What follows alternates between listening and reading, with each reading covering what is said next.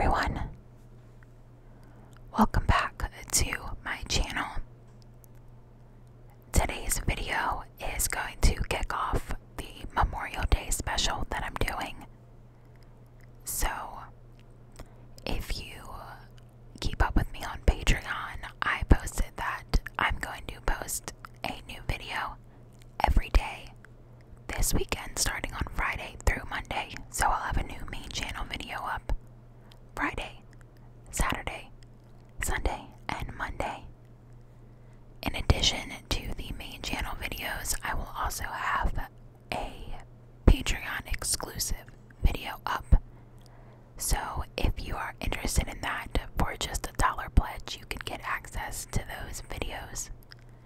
And if you pledge higher, like $5, there are other videos that get posted too. So just something to keep in mind if you're looking for a little bit of extra true crime. Today's video, we're going to wrap up the Ted Bundy story. So, as always, my little disclaimer here. This is an ASMR video, so I'm going to be whispering. If you don't like the whispering, there are plenty of other true crime podcasts. I personally like Sword and Scale, where they use a regular voice. Or if you're looking for a YouTuber that does true crime, I love Bella Fiore.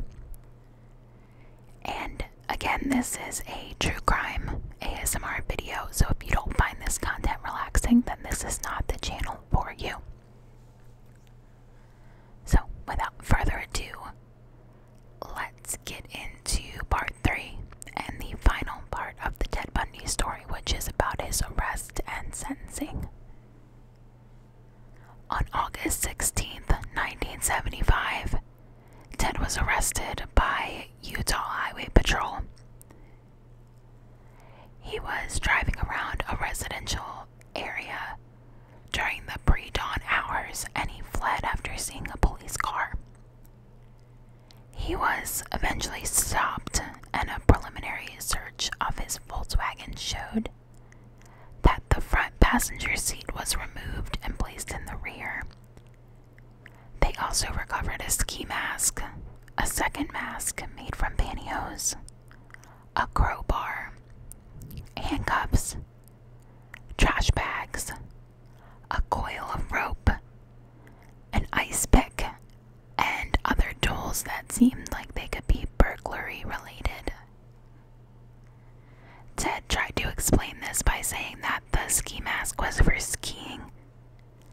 He found the handcuffs in a dumpster, and that the rest were just common household items. The police didn't believe him at all, based on the fact that he was driving the suspect vehicle and he matched the description of the suspect. Police searched his apartment and they found a bunch of pamphlets and brochures, and they were from the areas that women had been abducted from. This was not enough to detain Ted, but he was released on recog, and that's just some fancy court jargon. It basically means that he was free for now, but he was obligated to return for court. When he was released, he destroyed the collection of Polaroids that he had of victims that detectives had missed during their preliminary search. He was placed on 24-hour surveillance, and the lead detective named Jerry Thompson flew to interview Elizabeth.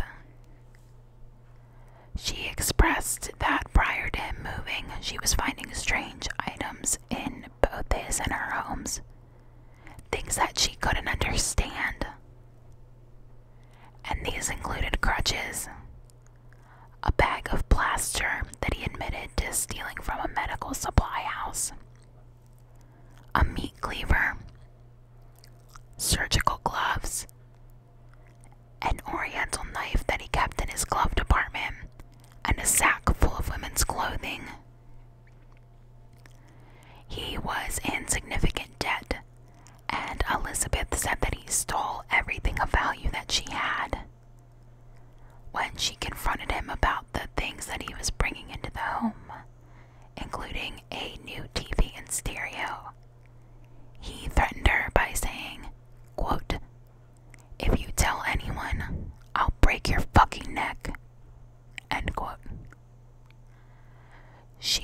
also said that she had discussed cutting her hair, which was long and parted in the middle. And if you remember, what the women that he was abducting and murdering had in common was that they had long hair parted down the middle. So when Elizabeth talked about cutting her hair, he got very upset. She said that she would often wake up in the middle of the night and find him under the covers with a flashlight examining her body. He also kept a lug wrench in the trunk of her car, which she also had a Volkswagen Beetle, and he said that it was for protection. In September, Ted ended up selling his vehicle, but the Utah police impounded it and it was searched by the FBI, and during the search they found hair samples that matched numerous victims.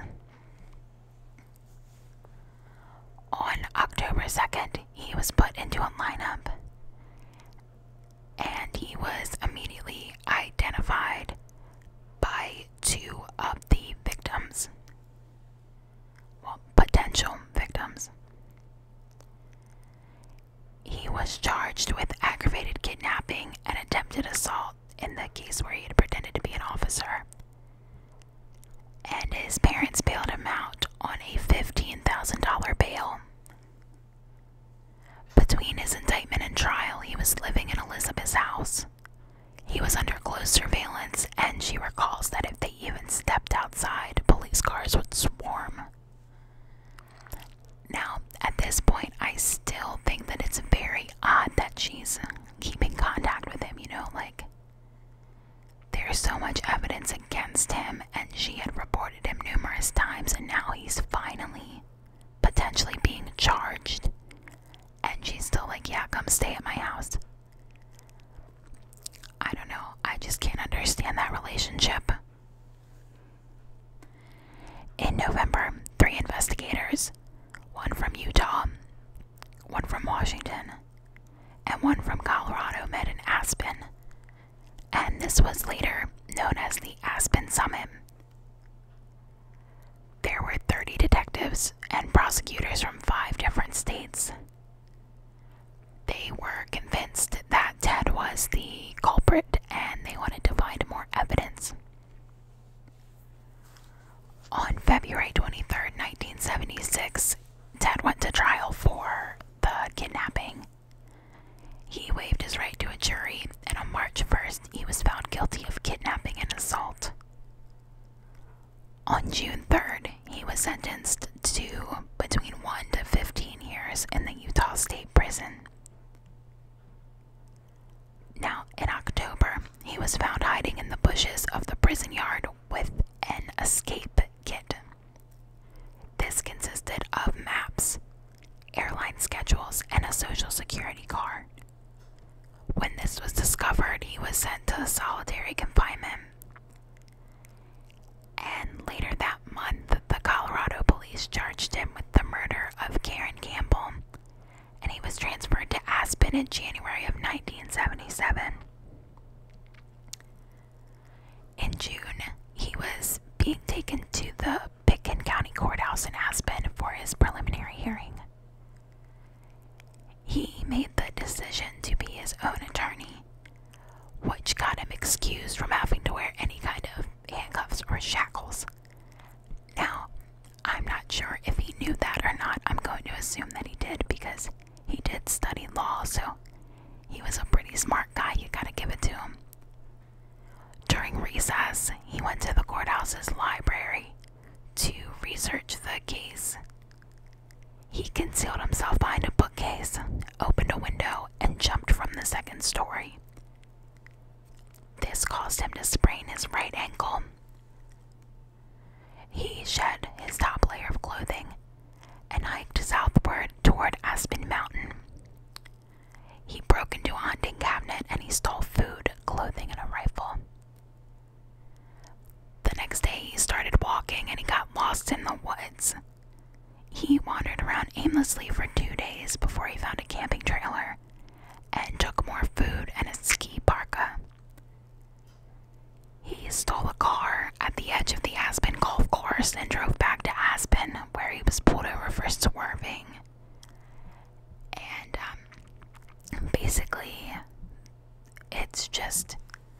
assumed that he was swerving because he was so sleep deprived and he was having ankle pain. So his little escape lasted for 6 days before he was taken back into custody. Once he was back in jail, his friends and his legal advisors told him to stay put. The case against him at that time was very weak, and lots of the evidence that the prosecution had was ruled as inadmissible.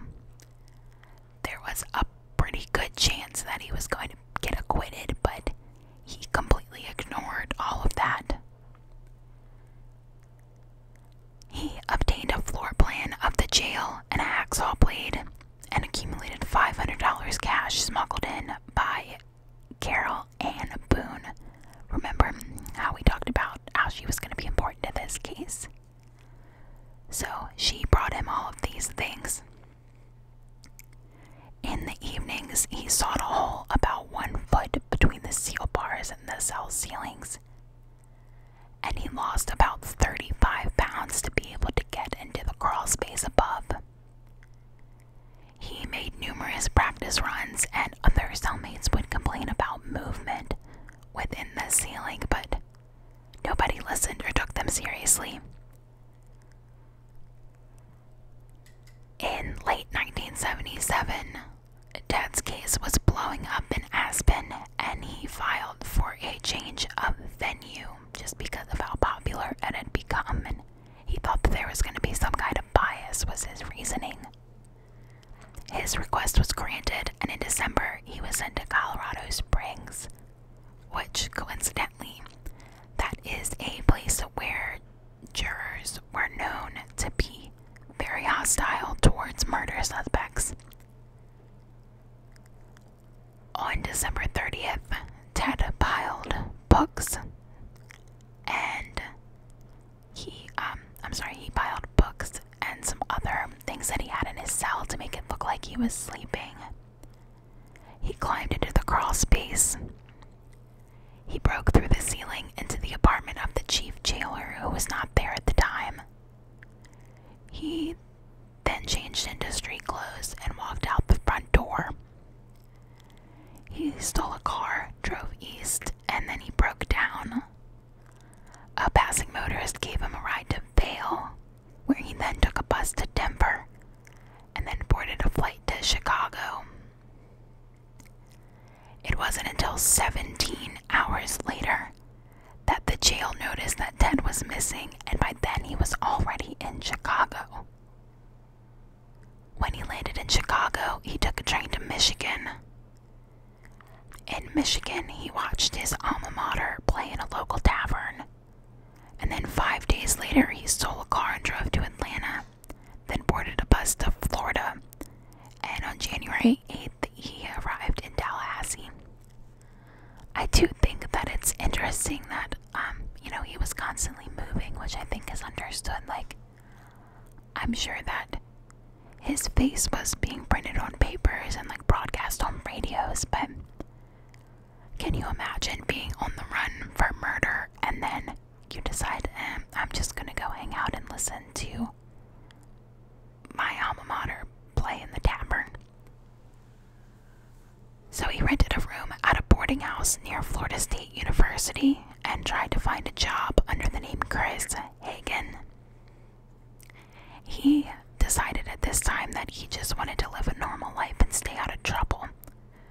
But he couldn't obtain a job because he didn't have ID. So, because of that, he reverted back to shoplifting and stealing credit cards from women's wallets, which they left in shopping carts. I'm going to take this moment right now to tell you, do not leave your wallet in a shopping cart. These are things learned from people who call the police all the time. Do not leave your wallet in a shopping cart, and also have a wallet that zips up. Okay, I'm done being your mom now. 1 week after he arrived, on January 15th, 1978, he broke into FSU's Chi Omega sorority house around 2:45 a.m. He attacked 4 women, beating beating them, sexually assaulting them, and knocking out teeth within 15 minutes. There were nearly 30 witnesses who heard this and did absolutely nothing. He then broke into a basement apartment and attacked another student. He dislocated her shoulder, fractured her jaw, and her skull in 5 places, which left her with permanent deafness. Police found a semen stain and a pantyhose mask containing 2 hairs, which were similar to Bundy's signature. By February, he had attempted to attack a 14-year-old girl, as well as murdered a 12-year-old girl. He was unable to pay his rent and feared that he would soon be located. He stole a car and drove towards the Florida Panhandle. 3 days later, on February 15th at 1 a.m., he was stopped by the Pensacola police due to operating a stolen vehicle. When he was arrested, he kicked the officer's legs out from under him and took off running. The officer fired 2 shots that missed, and then the officer tackled him. They struggled for the gun before the officer was finally able to get him into custody. The officer, who at this time didn't recognize who he had in custody, said that he heard Ted say, "I wish you had killed me." His trial venue was moved to Miami, where he was charged with the assaults and homicides for what he had done in Florida. He refused any sort of legal help and remained his own defense, which a lot of people say this is because he wanted to stay in charge of his case and he was just stubborn. He was offered a plea deal that consisted of him pleading guilty in exchange for 75 years, which originally he accepted. He thought that evidence would disintegrate and witnesses would die before trial, but at the last minute, he changed his mind. He basically didn't want to admit to the world that he was guilty. The jury only deliberated for 7 hours before he was found guilty, and the judge imposed the death sentence.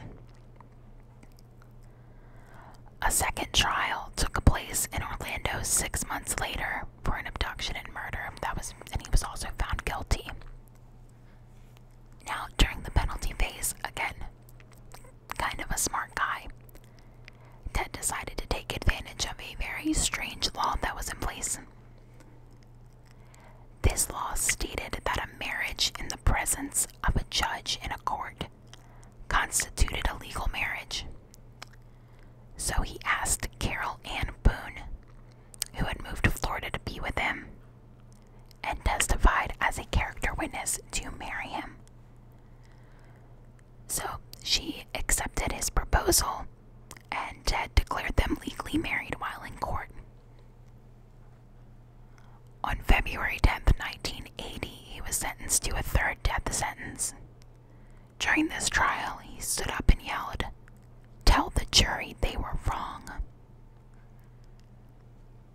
2 years later, in October, Carol Ann gave birth to a daughter and listed Ted as the father. It is said that the inmates were known to bribe guards to allow them alone time with female visitors. After the conclusion of trials and in the process of appeals, Ted decided to start talking about his crimes and the thought processes with interviews. He dwelt on the idea of how important possession was and says that that was his motivation. He said that he liked having things, whether it be material or another person. He described murder as, "You two are forever one." So basically, he felt that when he killed somebody, he gained that person in a sense. In July of 1984, guards found 2 hacksaw blades and an unauthorized mirror in his cell, and he was moved. At this time, he was also attacked by a group of inmates. Now, when he was attacked, it is said that it was kind of like he was raped over and over again. I don't know what the proper word for this is, and I'm sorry if this is insensitive, but it was kind of like a gang rape. He denied that this happened, though. After some deliberation, an execution date was set for July 2nd. He then finally began to give his full confessions. He admitted to even returning to where he left bodies to continue to sexually assault them. Now, when he started talking about this stuff, it made Carol Ann extremely hurt. She felt betrayed because for so long she had campaigned for his innocence, and this was just kind of like a slap in the face. She moved back to Washington with their daughter and dropped all contact with him. She didn't even answer the phone when he called her on the day that he was executed. Now, when Ted realized that he really didn't want, there was no way he was going to get out of being executed, he started talking about suicide. But he was executed on January 24th, 1989, in the Rayford electric chair. He was 42 years old at the time, and he was executed at 7:16 a.m. It is said that hundreds of people, including police officers, sang and danced and set off fireworks during his execution. They also cheered loudly when his hearse left the prison. Ted was cremated, and his ashes were scattered around the Cascade Range of Washington State. His last words were to his lawyer and a minister that he had spent time with. And he said, "Jim and Fred, I'd like you to give my love to my family and friends." They both nodded their heads. So, that is the conclusion of the Ted Bundy case. I hope that you enjoyed it, and that maybe if you had only heard the name, it kind of gave you a little bit more background to him and what he was all about. And, if you were familiar, maybe I provided you with something that you didn't already know. So, as always, thank you for listening. Like I mentioned in the beginning, I'm going to have a new video up every day this weekend and Monday for Memorial Day. If you're interested, my Patreon will be linked down below, so you can get a total of 8 videos for this weekend by just pledging $1. Thank you guys so much for your support, and I will talk to you soon.